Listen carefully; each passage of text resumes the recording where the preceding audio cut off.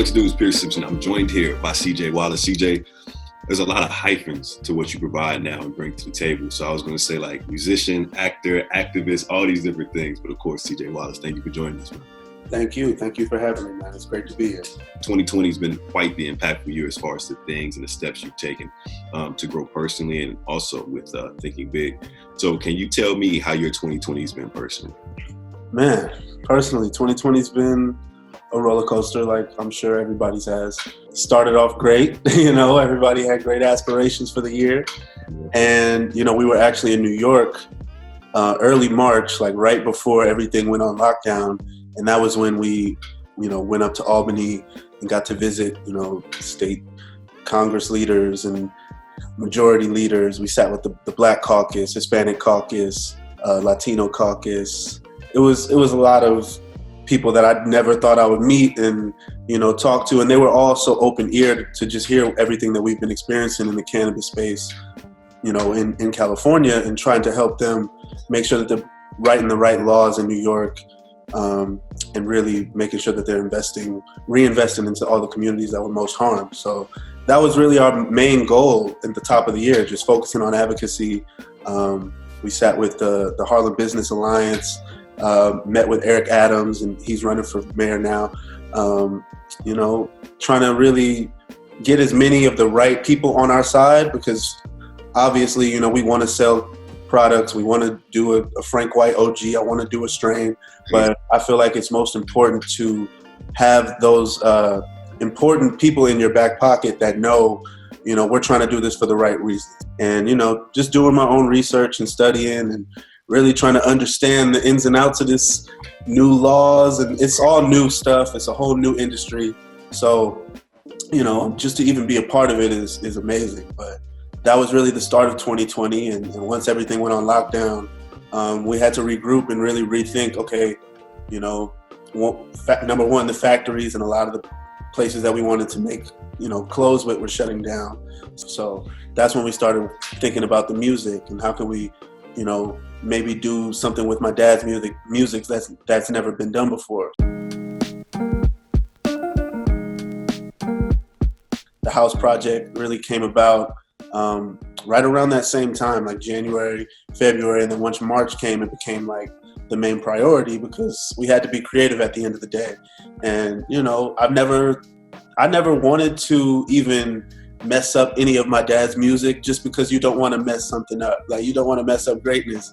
But once we sat down with Jonathan and really went through all of these different, sounds and ideas of how we can incorporate house. And, since I've been young, I've been listening to different genres. Growing up in LA, I've gone to Coachella, I've gone to different festivals, and I've been able to experience that type of, genre on my own, aside from hip hop, aside from anybody teaching me something, go listen to this. It was something that I just stumbled upon, and of course my family always listened to house, but it wasn't really the most popular genre in our household. But it was always, my parents always sprinkled in a lot of different genres, when we were kids, and different artists. We always listened to different things. So it was definitely a liberating feeling, definitely wanted to, take people by surprise and really shock the world with this one. And we're still working on it. We put out the first single, but we're still really trying to perfect the overall sound and get some different producers, different production artists on there to really make it something crazy. You mentioned earlier about going and meeting with political leaders and being a part of Congress and just seeing how that is, especially if you want to make cannabis illegal. I believe the goal for Thinking B.I.G was by 2030. Hopefully cannabis is legal across the board. When you got in there and you were advocating for people that are behind bars for marijuana-related purposes, were there any particular stories that you heard that really captured your attention, or was there things that you were trying to get to them about? Man, my family just knows a lot of people who've gone to jail just for cannabis. I was almost in that statistic, very close when I was in high school. We don't have to get on that story, but it was I've know a lot of people who've been through it, continuously been profiled just because they live in a certain neighborhood, and it's fucked up. And I feel like, just because you live in a certain zip code and, you walk this block every day, you shouldn't have to go through a continuous harassment. Tell me the importance of your brother Ryder and your grandmother as far as the CBD usage and trying to like clear the pathway to help them. Yeah, I feel like CBD has definitely been the gateway drug for people to kind of understand that it's a helpful tool. It's not just something, this plant people smoke to get high. It's really something that, people are self-diagnosing themselves with from various, diseases and all types of things that people don't really understand just to be able to cope with daily life. Cannabis is helping millions of people with just coping with daily life. So I feel like, for me, my grandmother and my youngest brother, for both of them to be, not only using certain cannabis products, I've gotten my grandmother to use certain salves and balms and bath bombs. I'm always, sneaking her random gifts whenever I go visit her, just trying to educate her on the various products that she can use. And these are all things that she needs. I know she deals with a lot of pain in her legs. She's dealing with bone marrow issues. And, so giving her certain patches and relief gels and muscle creams that are she really feels the effects within minutes. And she's like, okay, that helped. That's doing something different that I've never felt before. So, educating her and showing her that there's stuff that's not harmful, not going to get you high, but it's going to help you. So, and my youngest brother, we've been using CBD and THC products since he was really young, like 5 years old. So, and I was testing products before everything was legit and legal and lab tested and regulated. I would be the test dummy for certain things just because I didn't like the fact that he could take something one day and the next day it's a totally different product.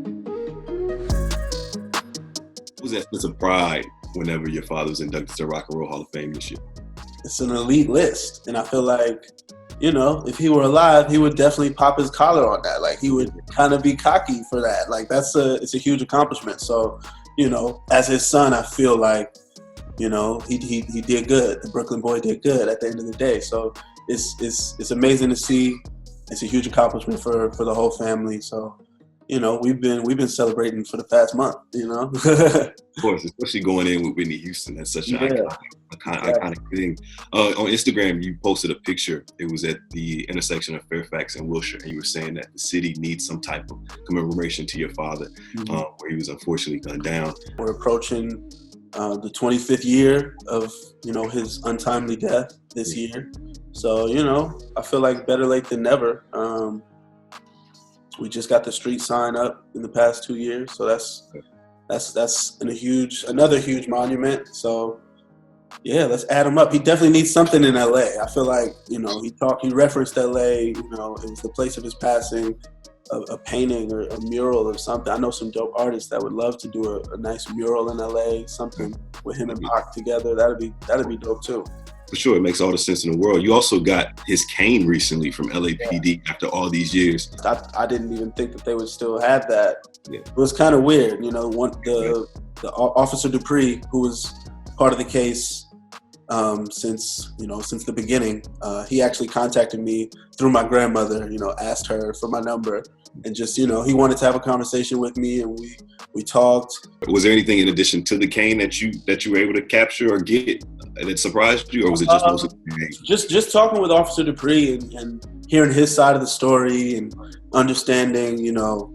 I feel like everybody's dug real deep into that case.